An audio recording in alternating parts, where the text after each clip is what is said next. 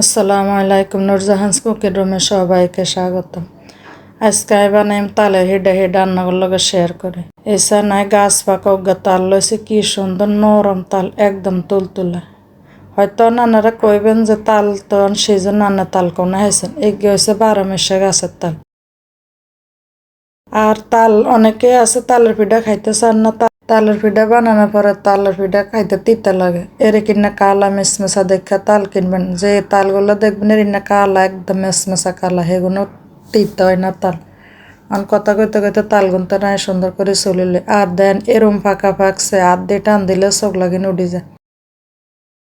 এরকম করে আন ব্যাগ কিনতে চোখলা সুন্দর করে চলিল।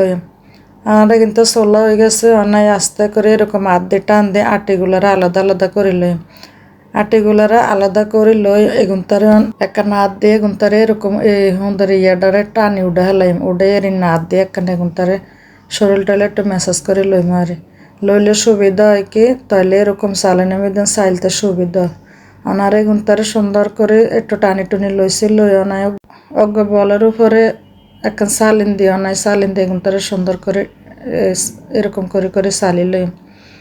তালের পিঠা খাওয়া মানে হচ্ছে এরকম চালনে দিয়ে চালে যদি লয় তাহলে সেই তালের পিঠা খাইতে অনেক ভাল লাগে। অনেকে আছে তালের পিঠা পানি দিয়ে লই সেই তালে জাল দিয়ে ঘন করে তারপরে পিঠা বানায়, সেই পিঠা খাইতে আসলে স্বাদ লাগে না। এই সান কি সুন্দর একদম মিহিন হয়ে পড়তে আছে, কোনো আঁশ টাশ কোনো কিছু নেই। এরকম করে বেগুনটা তালের সুন্দর করে লইছে। আর সান দেখতে যে কি সুন্দর হয়েছে। আর তালে গ্রেন বস্তু কম, এর লাগে অল্প হয়েছে। তারপরে অল্প হইলে কি হয়েছে, অনেক ফিডা হইবে কিনতে দি।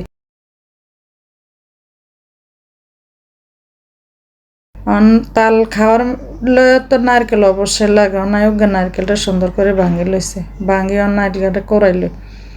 তালের পিঠা যত নারকেল দিব খাইতে তত ভাল লাগে।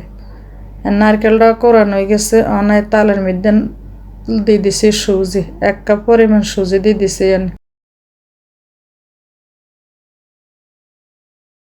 সুজি 1 কাপ পরিমাণ দিয়ে দিয়ে দিছি।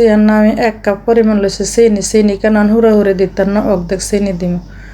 আর দিয়ে দিছি নারকেল দান করে রাখছি, হে নারকেল কোরানি পরিমাণ মতো, নারকেল কোরাইনটা পরিমাণ মতো একটু বেশি দিছি। আর দিয়ে দিছি 1 চিমটি লবণ দিয়ে দিয়ে দিছি 1 কাপ পরিমাণ আটা দিয়ে এগিন তারে ভালো করে মাইল। তালের পিঠার মধ্যে যত নারিকেল দিব পিঠা খাইতে তত ভালো লাগে। আঙ্গ নোয়াখালী তো তাল না মানে নারিকেল ছাড়া হয় না।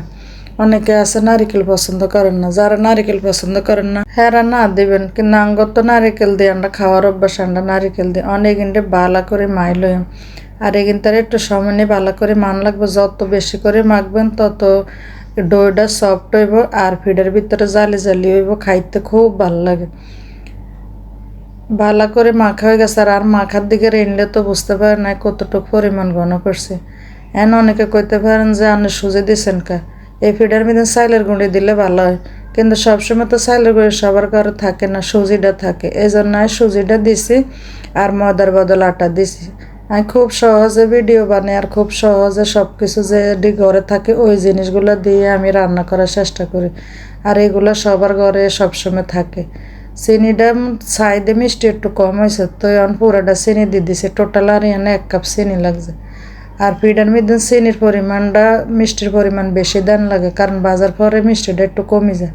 চিনি কেন দিও না, চিনি একবারে গলন পর্যন্ত আবার ভালো করে মাইল।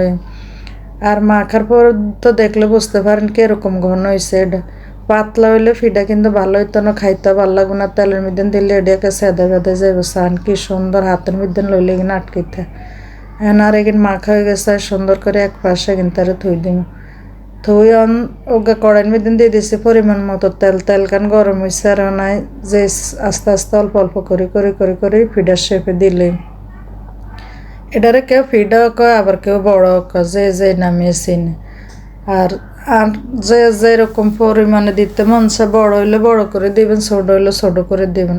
দিয়েছি একবার ছোট না একবার বড় না, এরকম করে সবগুলা দিয়ে লইছে। আর চুলার আজকান কমাই দিব, নইলে নিচে দিয়ে হোড়া যাব আর পিঠা ভাজা হইব না, খাইতেও ভালো লাগবে না, ভিতরে কাঁচা কাঁচা থাকবে।